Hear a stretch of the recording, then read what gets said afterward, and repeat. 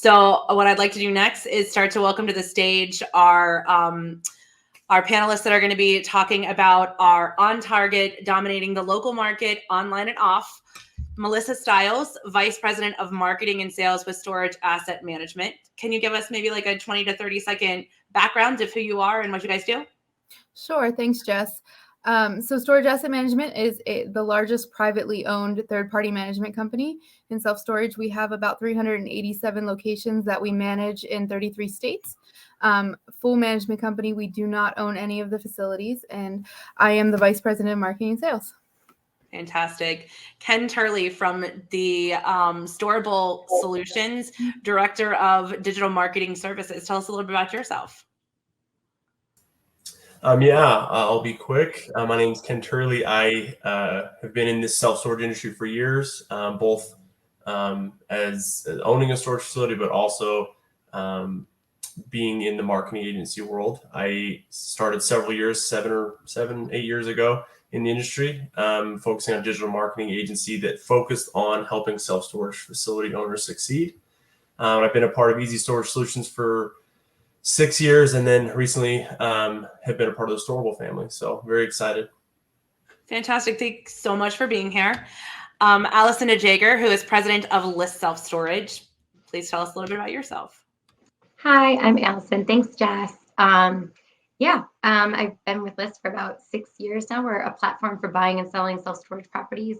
We were acquired by StoreTrack, a data services company, about a year ago. So we've kind of been able to marry the data with the acquisition process, which is pretty cool right now. Yeah, for sure. And last but not least, lcole, who is Vice President of Marketing with Vivial. Tell us a little bit about what you guys do. Hi, good afternoon, everybody. My name is lcole. I'm Vice President of Marketing with Vivial. So Vivial is a digital marketing agency. We work with tens of thousands of local businesses, with hundreds of those being storage facilities, and we run the gamut of all things digital marketing. Fantastic. All right, so let's get started. I, as you guys know, love marketing, so I think this is going to be a fantastic session. We already have some questions left over from before that we didn't get to ask in our last marketing panel, so we'll be able to ask those now. Ken, I'm just going to get started with you. This past year, we saw Google choose to really prioritize the user experience in their core algorithm update that happened in May, I believe, June. Can you share what the changes, what changes you personally as a marketing person should have implemented to keep your website ranking well? Yeah, absolutely. Obviously, we know Google is going to always kind of be somewhat in control as far as how they dictate the ranking algorithm and how our businesses need to perform, at least our websites need to perform. As you mentioned, the most recent algorithm update was focusing on user experience. And one of the biggest ways that we still see that people just, certain facility owners really don't know where to start sometimes with this, but one of the biggest areas is page speeds, mobile responsiveness, like very core stuff that's been talked about for a long time. Obviously, if you think about it in those terms, page speed is obviously going to affect the consumer's experience there. If it's slow, they're not going to stay. And Google wants to make sure that they're recommending the proper businesses that are taking care of those things. That is one thing that's kind of, I think, misleading sometimes when you just say, oh yeah, page speeds need to be good. Well, like, what do they need to be? I think a lot of times someone would go on their website and be like, it's plenty fast. Like it's totally fine. I guess the trick there is understanding that Google does want to see some consistency. Google wants you to be finding ways to improve that. There's not just a threshold to be like, hey, be at least this fast. It's just consistently making sure that your website doesn't have those violations. Sometimes it's as simple as compressing your image files. Sometimes it can be more. Like, you need to just be making sure that all those things are being audited frequently and that you're making small incremental changes to improve page speeds and just overall user experience. Other things that you could see with that is also just making sure your content has been reorganized and been set up to actually lead the consumer down the path that they want to be, that it's matching up for their search queries. Very basic levels things, but you'd be surprised how tricky some people set up their websites and as far as their content and how the website flows. Yeah, Laura, I see you shaking your head. Do you want to add something? Well, I think it's, I think that people oftentimes just underestimate. Like sometimes it's really simple things that you can do. I think the examples that Ken gave were spot on, and it's sometimes very simple. People tend to overcomplicate their websites to make it more flashy, to make it, look better. And Google oftentimes hates that. So it's actually not always the best thing to do. Yeah, for sure. I was actually reading an article by Neil Patel, who said that there are things like CSS code that needs to be consolidated down that people are not taking advantage of right now. And those are things that you should easily be able to reach out to your marketing company and be like, listen, I ran an audit. This is what I'm seeing. And they should be able to help you with. All right, Ken, I got one more question for you right now. What is the biggest design mistake that you've seen with self-storage websites? Oh, yeah. Hopefully some of our clients aren't on here and they think, oh no, that's me. But over the past years, we've obviously seen a lot. We deal with thousands of storage facilities all over the country. And honestly, I will say to shine a positive light on it first, most of the time, the fact that websites are fairly simple is a good thing. You're not cluttering up and making a huge mess. However, the negative side, one of the most common mistakes, is that their rental process is clunky. It is crazy how frequently that happens, and that can happen in a variety of ways. I think the first way that happens is simply your call to action not being simple, clear, and direct, not placing them in the right areas. I know so many times, people have probably heard this at different trade shows when I've spoken stuff, but I land on people's websites sometimes when they first become a client, and the first thing on there is like, oh, join us on Facebook. Look at our Facebook page. Look at all the things we're doing on Facebook. And it's like, they're at your website already. They're there for a purpose. And so making sure that you remember that, making sure that you are setting yourself up to actually lead this person down the path that not only that you want to go, but that they want to. They're there to rent storage. Don't get in their way. Don't set up barriers. I think the second part to that too is the actual rental process. Is it clunky? Do they have to leave the website and have this big loading portal? Or is it simple and clear? Can they just go step by step and it is quick and fast? People are impatient in our society. We know that. We want things now. And it's no different when it comes to storage. We want to make sure that it is quick and easy and painless. And if your facility website isn't doing a good job of giving them that key information quickly, the variety of unit types you have, the pricing, and just making sure it's a seamless transition for them to then purchase that unit and move in and sign that lease online or whatever other things that could potentially be barriers. Make sure you're getting rid of those. That's the most common thing I see, is just people not setting themselves up for proper conversions. They're setting themselves up for a very clunky mess. And again, as Laura mentioned in the past question too, it's like, it can be really simple. Like, get out of your own way sometimes. Don't overthink it. Put yourself in the customer's shoes. Understand what information they actually need to see. Highlight the key areas of your facility that make you like a viable reason for them or a viable solution for them. And that's it. Don't get in your own way. I think that's fantastic. Melissa, can you give our audience kind of a background on what the best call to actions are to have above the fold on your website? Yeah, definitely. And I was just going to echo everything Ken said. Our websites, people aren't coming to browse. We're not, Amazon. People are just not hanging out on the storage website. So definitely, I know. I wish they would just hang out on our website. But your rent now button, or whatever call to action you want to use in there, move in now, rent now, your bill pay, and then a contact us. I mean, really, those are the three reasons someone's coming to your website. If you're a storage operator, or those three things. Beyond that, your content is great and it should be organized, just like Ken said, and that's great for SEO purposes. But the vast majority are not coming just to read your storage tips to your website. You want to make sure it's easy for the customer to find those three call to actions. I mean, after all the work that you guys as marketers put into all of those storage tips, and they don't even care. Just kidding. Can I add, because there are some really great tools that you can use to identify kind of where people fall off. Tommy from Storage Pug mentioned in Detroit a couple of weeks ago, Hotjar, which we used actually, and it's really interesting just to see where people kind of leave the site, where they're going, where their eyes go. So even if you can't put yourself in their shoes, like you said, Ken, this kind of, it's like a digital way of putting yourself there.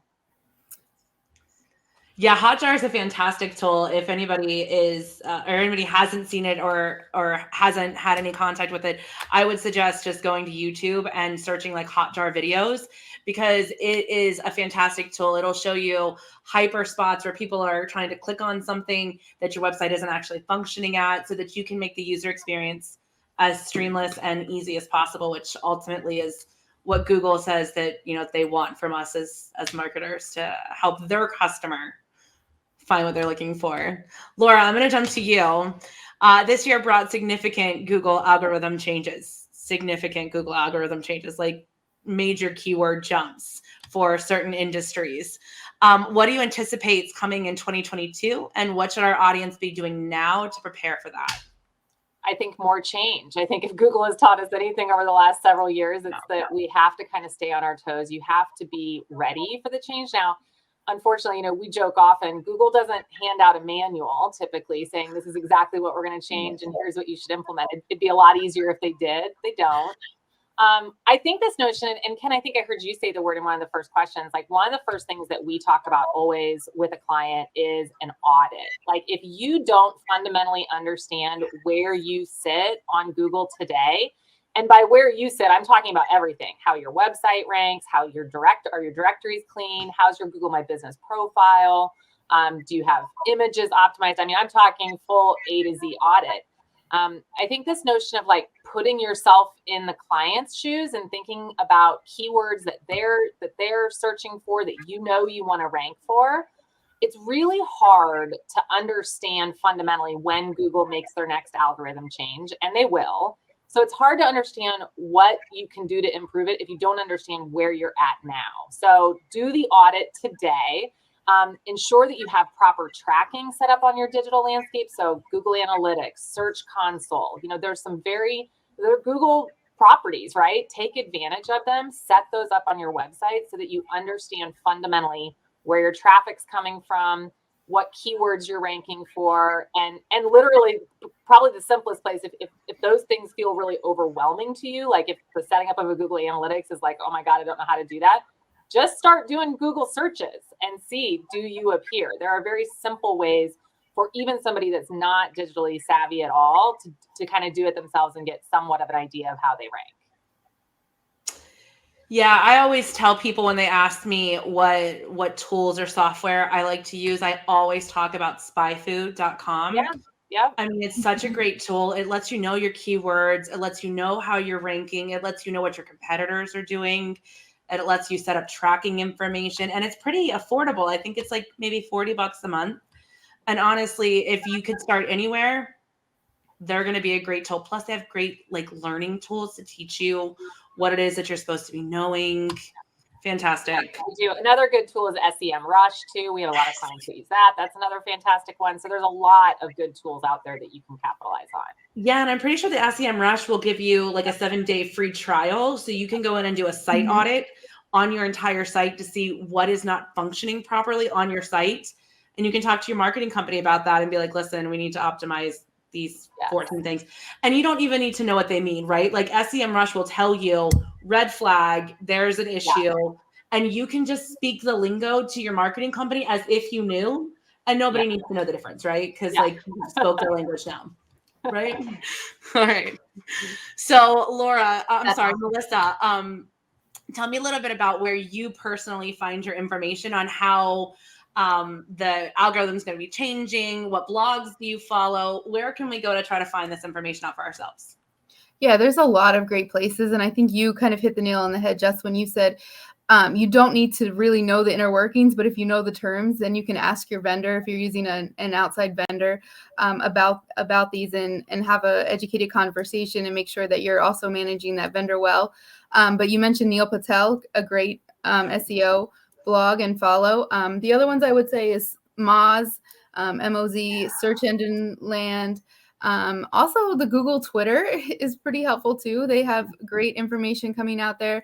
And also a lot of the information I follow too is just from Reddit, looking at the SEO on Reddit and following those. You get a lot of great information, and a lot of people are on there sharing ideas and being able to really understand what's going on.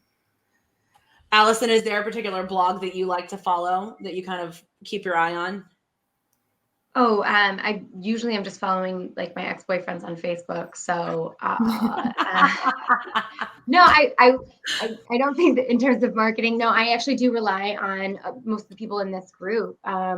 Melissa and Holly Fiorello from Call Potential, some of the more brilliant minds in marketing. I think I've gotten really lucky just to be able to bounce things off of people when they're in the trenches. And our strategy is a little different. We're B2B, whereas we're speaking more in a B2C capacity. And so I've basically just leaned on those resources. I love it. I love it.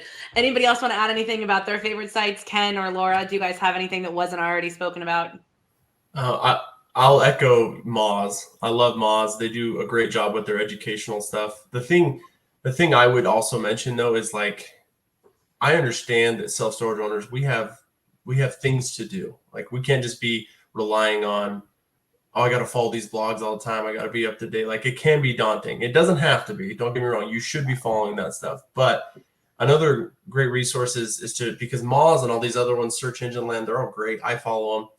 But there's going to be times where it's very broad. They're talking about different industries. They're talking about a lot of e-commerce stuff that is different to self-storage. And so honestly, there's groups within the self-storage industry that do a great job. SBOA puts out information all the time. Little plug for there. But also even Tommy over at Storage Bike, he does the GabFest stuff. Like all that stuff is valuable. Like spend some time here and there just to be paying attention to the industry. That's really what it takes, is because marketing in this industry is different than marketing everywhere else. And so if you can find inside information in this industry, go to these trade shows, these luncheons at different state shows, all that stuff is valuable. Just make sure that you're walking away from those meetings or those sessions with some sort of action list so that it actually means something for you.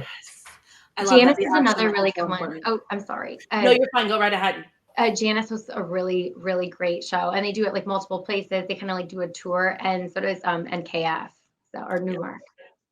Those are all fantastic sites, fantastic places to go. So one of the things that Google really has prioritized over the last couple of years is privacy settings and really understanding like keeping your customers' information private and being able to interact. I was recently at the Southeastern Conference, and I spoke to a man who said that he didn't think that he needed an SSL certificate on his website simply because he didn't offer any information that his clients were interacting with. I did inform him, just so you guys are all aware, that he needed to fix that immediately. Okay, I was a good marketer. That being said, Laura, can you please tell us a little bit about the recent privacy updates and how that's impacting digital marketing? Yeah, I mean, I think this has been another really big topic over the last year, right? And this is another one that I would suggest to everybody is not going anywhere, right? In addition to kind of the national landscape with iOS 14 update, as well as the Google updates about privacy, you have state legislation going on in all sorts of pockets, right? So depending on what state you're on, you have to pay attention to that as well. So I think the rules of the game are changing, although I don't think that they are necessarily at a disadvantage to the small business owner, as long as the small business owner understands the rules and understands how to play. So there's a number of things that you can do. I could probably take this whole session talking through them, but there's a number of things that you can do to, and they're publishing what to do, like for the Facebook as an example, right? You have to submit the URL to Facebook so that you can appropriately track. So there's a lot of things that if you follow the rules or ensure that if you're shopping for a digital agency, just ask how they handle privacy and what they do. And you'll understand a lot from their response about kind of how well versed they are to be able to manage that for you. Fantastic. I have a question. Sorry, for Laura. What do you think about like social media marketing? Like, what are your thoughts? Like, how has it been? Yeah, you know what? It is still one of our most effective types of advertising for clients that we do. So we manage a ton of social media marketing, both organic as well as paid, on all the various channels. And even with the recent changes, yes, it's changed. Yes, in some ways you have a little bit less visibility than what we prior had. Sometimes the targeting is a little different. However, I believe that you're getting a much more engaged audience and a rightly served audience, and an audience that's not annoyed, right? I mean, that's something that you do have to kind of keep in mind as you're doing it, but we're big fans of social media marketing. Yeah. Cool. Yeah. Yeah, as a matter of fact, since we're on the social media marketing, let me jump over to a question that somebody had asked earlier about social media marketing, and we didn't get to answer it in our previous session. Let's see what she said. She said, in our face-to-face, word-of-mouth, rural marketing, tenants don't consider and don't know how to submit reviews. It's slowly changing, but can online activity with engagement, such as Facebook and your Google My Business, hurt more than it actually helps? We're talking to ourselves on social media, but we kind of feel like we look silly. I don't know that I understand the question. I think if I paraphrase it back to you, Jess, do you think that they're asking if they're not getting as much engagement on social as they would like? That's what you think they're saying? Yeah. I mean, yeah, I think they're basically saying if we're not getting engagement on any of these platforms, is it really worth it, or can it hurt us? Like, what does that look like? Yeah, I mean, listen, to just kind of post without engagement isn't all that meaningful. What I would tell the person, if they're only trying to approach social from an organic perspective, and by that I just mean posting directly on the platform and sending it out to your followers, essentially, is what that means. It changes periodically, but on average, like less than 8% of your followers actually even see most of your organic posting, because unfortunately, social has become a pay-to-play game. Now, the good news is you don't have to put a huge budget towards this. I mean, we have advertisers that work with us that spend less than $50 a month in paid advertising, right? It doesn't have to be this huge budget, but in order to really get your message out targeted to the right people, you need to put a little money behind it. Yeah, for sure. Okay, so Allison, now that we know where to educate ourselves, where we find the trends, how we kind of get this information, how would you suggest somebody go about implementing that with their marketing company, or if they're even at a third-party management, how would they talk to their marketing manager about that? What do you suggest we do? I mean, I think just like the most in-depth conversation you can possibly have is, I think, Laura, you touched on this before, but educating yourself about those buzzwords and kind of knowing, speaking the language, knowing what you're talking about, and then getting on the same page with respect to strategy. Yeah, I mean, I do think it really just boils down to staying on the same page if you're outsourcing. And a great person to chat with about this is Grace from Absolute, because they say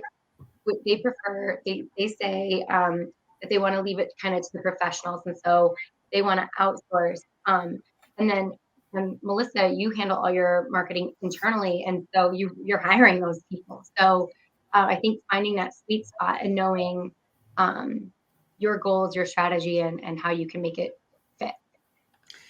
Melissa, you guys are with Go Local, right? No. I'm sorry, who are you with now? So Storage Group builds our website. Okay. And then the rest is handled internally. But I think, Allison, you touched it there in the end. When you're having these conversations with the vendors, I think you need to understand what your goals are, and to be able to communicate those well with the vendors is sort of that first step as well. If you're just worried about brand awareness for a new facility, if you really want rentals, and having them really understand what the facility's goals are as well, I think is the most important part of that conversation. So, and then Melissa, I have a question.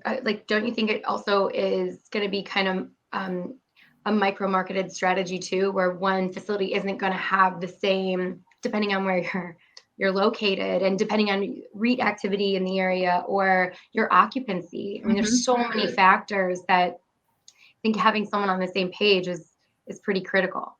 I guess, yeah, interview. I think too, when I hear, as somebody that obviously runs a marketing agency, if you ever feel like the vendor that you've selected is kind of trying to use the jargon or talk over you or talk a lot about metrics but not a lot about what it means, in my opinion, that's a huge red flag, because you should feel very comfortable that they're talking to you and really translating what can be very complicated metrics to understand into something that, I agree, Melissa, something that relates back to your business goal. Fundamental to understand what is the goal, and they should be speaking to you about the metrics in a way that relates to that. I'll just add to that too, because I agree 100%, and that's obviously, have been in the marketing agency world as well, and the biggest thing that I think we find a lot with our clients is there's a natural distrust with marketing companies because there's so many shady ones out there, right? Yeah. But being in this industry specifically, I know the agencies and the marketing services in the self-storage industry, the majority of them are good. They're doing the right things. The things that you need to be paying attention to is those red flag moments where your account manager or whoever you're working with may be talking past you or not understanding your full questions, and they're just kind of pushing you along and being like, oh, it takes time, just deal with it. Like that's never a good thing. The biggest way that you can, I think, as a storage facility owner, know that you're getting your return from your investment as far as what you're spending on those marketing services is getting reports, getting an actual data-driven set for you to look at and say, this is how much money it's generating me, and then have that account manager or whoever you're working with be able to talk to you and your business specifically. As Alison said, every single market is micro-marketed down to that exact area, and the facility here versus a big RV facility down the street may be completely different with how they market their business. And so whoever you're using, the marketing services side of things, they need to understand your business as well as they can. And I do think that the majority of the companies that offer digital marketing services in this industry will do that if you're able to have that conversation with them honestly and approach it in a healthy way like that. Yeah, I mean, I think that's brilliant for all of you guys to say. I think that that's one of the things that we definitely see from a marketing perspective within the industry is for so long, the industry was always build it and they will come. And when the REIT started to kind of pump up what they were doing and there started to be more competition, there was more of this, oh no, what am I supposed to do? But there's still such a distrust from like the owner operator side of things because they haven't really had that education, that if your marketing company isn't trying to educate you on exactly what they're doing, that is a total red flag. You should stop right there and say, wait a minute, I want to back up one step. I want to make sure I understand what you're saying to me so that I can make the best decisions for my business. And on that point, I would also like to say, if you do not currently own your data, please make sure that you own your data. There are very, very, very many marketing companies out there that want to hold your data hostage from you. And that basically looks like they set up your Google Analytics page. You don't have access to your Google Analytics page. All of that is not okay. So please make sure on my soapbox that you go and you ask them immediately for owner level access to all of your data pages. Okay. All right. I'm off my soapbox now. Okay, so in self-storage, we're in a very hyper location focused business. So Ken, the industry, as I said earlier, has had a lot of conversation around the Google My Business. I posted earlier this week on LinkedIn that Neil Patel said that come 2022, it will not just be about the hyper location as much as it will also be about content. On the Google My Business side of things, if you could only choose one area to focus on because you are the only person running the entire facility, you have no time, are you going to prioritize reviews, pictures, or products? Okay, I think that's a trick question because you should do all of them. But you should. But if you are going to prioritize, that is a tough question. I would say that it probably would be reviews.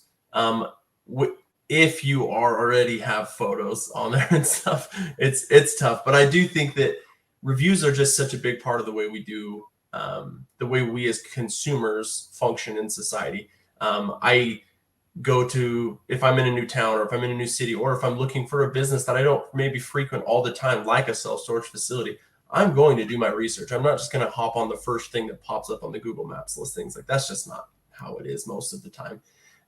And so because of that fact, we have to understand that people are taking that into consideration. How Google ranks your Google business page takes review behavior into consideration, both replying to them, how frequently you're getting them. There's a lot of do's and don'ts. I've spoke on this for what seems like forever now about Google My Business, but that is something that cannot be understated, is getting good reviews and getting them just consistently. It could be 2 to 3 a month and you'll be doing great. The thing I think that we trick ourselves into thinking, as especially in this industry, as self-storage owners and operators, is that we just say, okay, I've just got to get a lot of reviews. and then I'm good. And it's like, nah, that's not how it works. I wish it was that easy. We see people try to go out and get 50 reviews in 3 days, and then they just don't touch it again forever. Google pays attention to that. Google's not dumb. They want to see a consistent pattern, a consistent engagement. But again, that's what I would say as of right now. But do all three so that you're not prioritizing. Melissa, Laura, how are you guys telling your customers, your clients, your store managers, if you will, to get these reviews? Like, what are you suggesting? Yes. So we have a variety of ways. Our managers are trained to send a text message right while they have them on the phone or in the office, right there to get that Google My Business review. And then we also have the automated emails. But really, it's about that personal ask is where we found the most effective way to get the reviews. It's hard to say no, to a manager's face, but definitely that personal ask. And I will say, just to backtrack a little bit to the question thrown to Ken, I know that those three are important too, but I would say the number one thing that you should focus on is accurate info on your Google My Business page. If you don't have the right phone number, hours, etc., that I think, it should be your foundation to start. And then I would agree with Ken with the reviews. But for sure, right? Like, you should make sure that you have the correct category. So many times we see people have their categories moving. You're not you're a self-storage company. Like, focus on your actual category for sure. Laura, do you want to add anything there? Yeah, no, I totally agree. So we have our marketing platform has technology built into it that allows our owners to text or email to generate a review on either Facebook or Google, which they're incredibly important on both. So I think regardless of how you ask for it, right? It doesn't have to be like, tell me how great I did. Sometimes I think even the way that you respond to a negative review is incredibly telling. I know many of the business owners we talk to shy away from negative reviews. I would actually argue that's an opportunity to showcase exactly how great you are to do business with by kind of managing that. There's a lot of good tips about, how to manage a negative review, address the concern, take it offline, things of that nature. So don't shy away from responding. It's incredibly important. Yeah, that's fantastic. I'm going to ask Melissa a question, and then we do have a question from the audience that I want to throw in too. So Melissa, as we just talked about, reviews, make sure that you're getting the Google reviews, and make sure that you're answering them, just as Laura just mentioned. By now, people have been doing this for at least a year, probably 2, if not more. And they have a ton of data collected through companies like reputation.com and those citation management / review management companies. What do you think you should be doing with that data? Oh my gosh, I could go on for hours about this. I think there's just so much cool stuff you can do with this reputation data. I mean, on the basic level, you have all of the sentiment data where if you're managing, a lot of facilities, you can start to hone in on what is a facility doing well, what is it not doing well, are there, strengths and weaknesses, where can you hone in on? If you have a store struggling, you can start to use that reputation data to understand maybe there's a problem with either, we see rates, if people are saying that your tenants are saying your rates are too high, if there's an issue maybe with your manager as well. So, on that basic level, you can use it to improve your businesses. But then we're starting to do stuff where we can look at your average rating on Google. To Ken's point, the more reviews you have, the better you rate. So we look at the average rating on Google versus our cost per move-in for a facility. And you can start to do things like, is your ads budget really going down because you're ranking better organically? And then on the flip side, looking at your average rating versus your move outs as well, and start to understand, again, is there a problem with the facility that you're not performing as well, et cetera. But I just think with all of the data that we've been collecting, and we've been collecting, reviews for 4 or 5 years now, there's just so much cool stuff that you can start to look at how it relates to other marketing strategies that you're doing. And, is it driving down costs for your ads, especially? Can I just say that I just saw Melissa's face light up like it was like Christmas morning when you asked that question. She was so excited because you really know it there. I know, that's fantastic. She's like, yes, this is my jam. That's so great. Does anybody else want to like hop in on that? Anybody else use that data right now to do something specific? I think it's like all data. I mean, I think everything that Melissa was talking about related to reviews, you can think about data through the lens of really any marketing that you're doing, whether it's organic, whether it's paid, whether it's anything. Like, data is your best friend. That's one of the best things about digital marketing, is how transparent it should be. So I mean, data. I can't say it enough how often you should be referencing it. Or again, if you use a vendor, they should be serving you reporting on a regular basis to showcase how you're performing. And ask for it and let them walk you through it and explain it and what it means and what it's indicative of.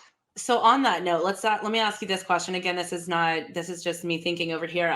Being on the owner operator side of things. What are some KPIs, some key performance indicators that you should be getting from your marketing companies?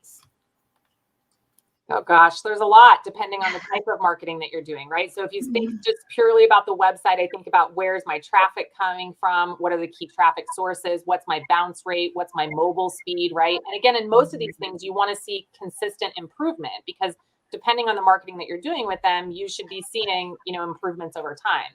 As you think about paid advertising, clearly what matters there is, click-through rates, conversion rates, cost per lead. Some of those metrics you want to see going up, like conversion rate. You want to be seeing higher degree of conversion or those that are landing, filling out a form fill, actually calling the business. But you want to see a pretty consistent, hopefully decrease in cost per lead or the amount that you're, paying per lead, all based off the efficiencies theoretically that you should be able to gain as you get smarter and learn more as you're running campaigns. And then owning that data, like you said before too, Melissa and I just talked about this a couple of weeks ago, but developing an attribution model so you really can hone in on what the source of those conversions, and you can kind of hold your company accountable, and it helps. We help each other that way. Yeah, for sure. I think it's very interesting because I don't think that enough of our owner operators understand several things. The first one that I would say is they don't understand how to take that data and then turn around and implement it. They can know that if they're buying occupancy, what that's going to look like from a revenue standpoint, but they don't understand if their bounce rate's going up, what does that mean for their website, right? Like people aren't staying, like why? Well, they're not staying probably because you changed your rates recently or your user experience is lacking somewhere. Melissa, you want to say something? Oh, sorry. I was going to bounce rate, and it triggered a thought that even Laura said about social media. And, is it working? The highest bounce rates that we see on our website are from the Facebook ads that we're doing. So we've done things like lookalike audiences, et cetera. So using that data, to everyone's point here, you can start to shape, is your ad not working? Is there something that you need to fix? And you can do it, by channel. You don't have to make a universal fix. You can really look at and hone down.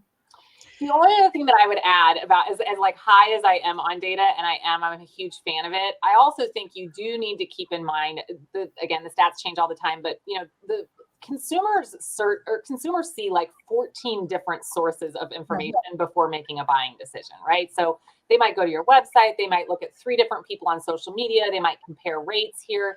They could be doing a lot of activities. So you do have to take the data with a grain of salt because, as an example, the paid campaign that ultimately got the conversion isn't taking into account the fact that they read the reviews on the GMB page, the fact that they looked at a piece of content that you wrote about the way that you do business. So don't lose sight of that like bigger picture that's going on, because that's really hard to track, right? We refer to it as like the holy grail. I don't know that any of us have found out how to effectively track it the whole way through.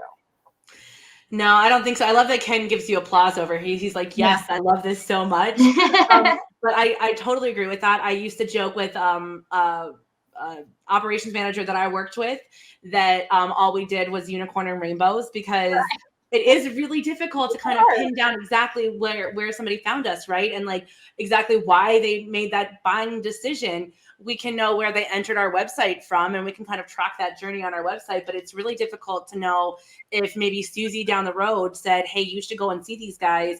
And then they went to Facebook, and then they decided to come to your website. And then ultimately 3 days later, they clicked on an ad, right? Like there's so much that happens in that journey that it's really difficult to pin down to just one thing.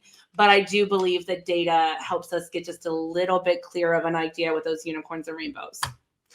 All right, so here's a question from the audience. Damon Emerson wrote in and said, how long should someone take to make an adjustment/change with a marketing company that isn't doing a good job? Is it worth giving a company the benefit of the doubt, or take your medicine and make the switch? So I'll jump in first. Sorry if I'm a little eager here. Again, being in the agency world, this is a really good question. And I think every owner that uses a marketing agency probably feels this way. They probably had this thought at some point, I guess, is maybe the better way of putting it. I think he froze. Darn it. Anybody else hear him? Oh no. No. Oh, he Laura, was you want to jump in on that? I know. Too. Darn it. But I would. Well, I don't know where he was going to go or his perspective, but I would give mine. I think that this is a great question to ask. Down. I Do it. Oh, bummer. Okay. Ken, you're breaking up on us really bad. I think it is a great question for businesses to ask. And I think some of the things that we've talked about give some insight to this, right? So, first of all, I don't ever think that you need to give a company the benefit of the doubt. I would never suggest doing that. I think the things that we talked through about transparency, are they sharing data with you? Are they telling you what's happening?